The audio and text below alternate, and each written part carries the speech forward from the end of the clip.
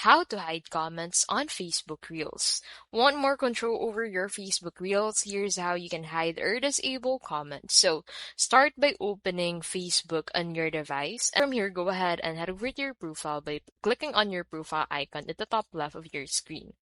So on your profile, you'd be able to find all of the posts you've made.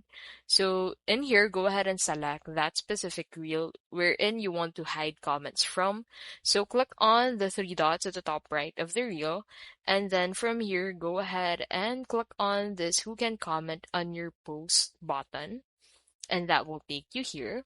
So in here, you can go ahead and set this to friends or to profiles and pages you mentioned so that others cannot comment into this specific reel, and only those who were mentioned into this reel would be able to enter their personal comment for this reel.